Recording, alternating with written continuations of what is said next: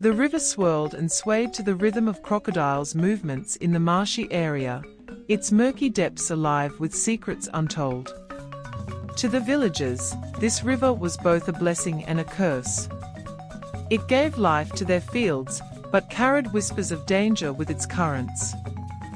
Father said never to linger by the river at dusk, but today, I must know what lies beneath. Suddenly, a ripple grows into a wave, startling Zui.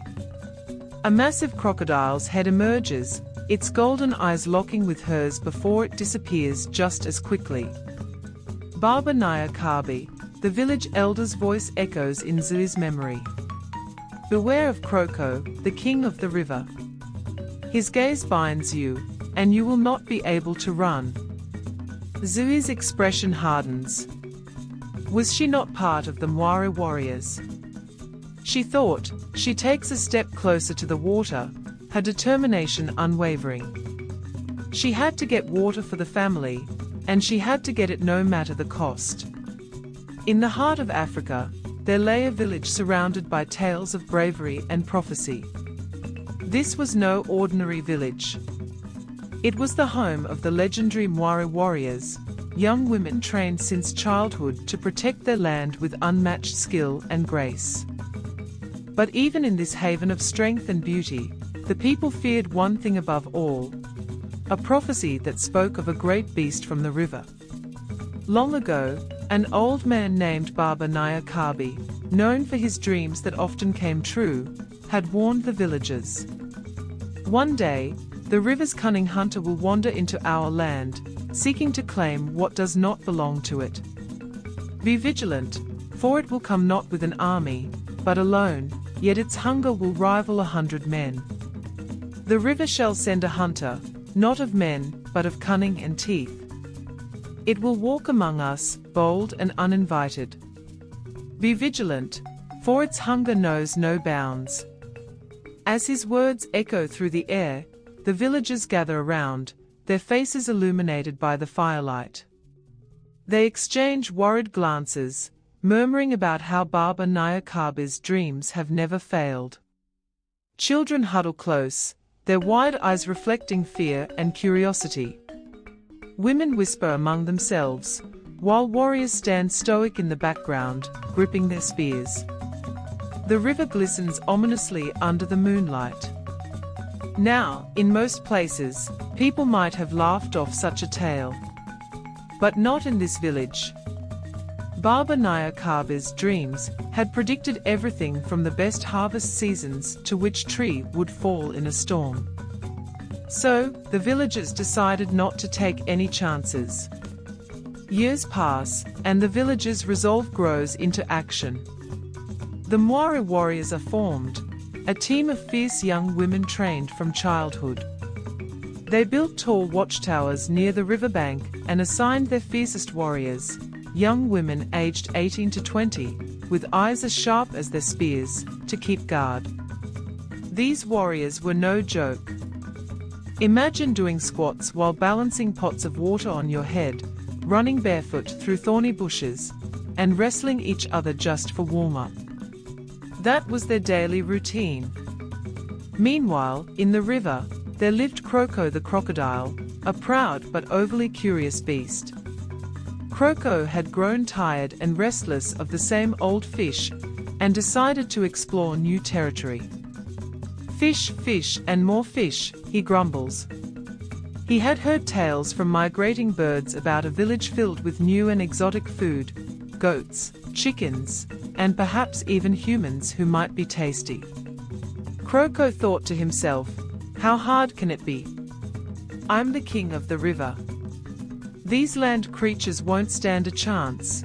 But what Kroko didn't know was that the warriors were ready. Back in the village, Amina and Naya are on duty in the watchtower. Their keen eyes spot a movement by the riverbank. At first, they think it's a harmless animal, but as Kroko emerges from the reeds, their expression changes. Amina asks Naya, "Do you see what I see?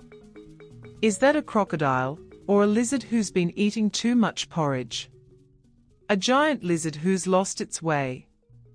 Either way, it's about to regret leaving the river. Naya responds, grinning. Amina laughs to herself, more like dinner trying to walk itself into our village. The warriors sounded the alarm, a loud drumbeat that echoed through the village. Within moments, the entire squad of Mwari warriors assembled, their spears in hand and faces painted with bold patterns. Now, Kroko wasn't used to seeing such a welcoming committee.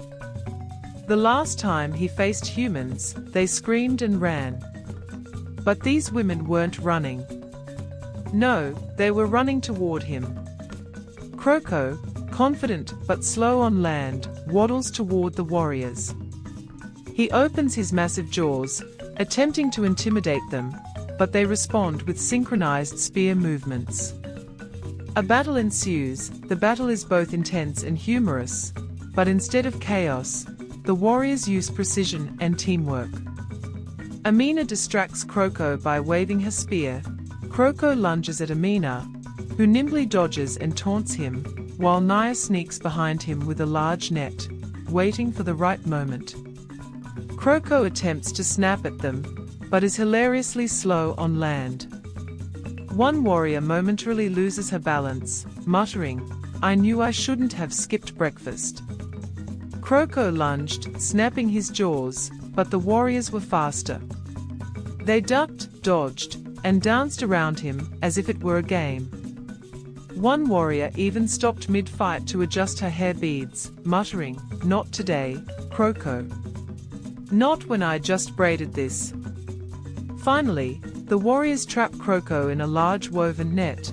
With Kroko securely tied, the warriors carry him back to the riverbank.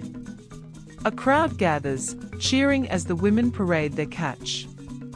Kroko looks both humiliated and relieved, realizing he's no match for the Mwari warriors. A crowd gathers to watch as the women heave the crocodile into the water. "Go back to your fish, Kroko. And tell your friends not to mess with the Mwari warriors." Humiliated but unharmed, Kroko swam back into the river, his pride bruised and his belly empty. He vowed never to wander into the land of the Mwari warriors again.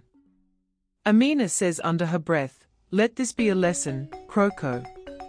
The river is your kingdom, but the land belongs to us." Naya teasing scolds the crocodile, and next time, bring some better moves. That waddling was embarrassing. The villagers burst into laughter as the warriors toss Kroko back into the river. News of the warriors' victory reaches Baba Naya Kabi. Sitting by his fire, he chuckles softly. "Didn't I tell them? The river's hunter may be clever, but our warriors are cleverer."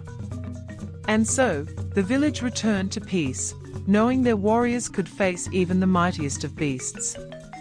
As for Kroko, well, let's just say he stuck to fish and stayed far away from land, because even crocodiles know when they've met their match. Drums beat rhythmically all over the village as the warriors dance under the stars, their movements graceful and powerful.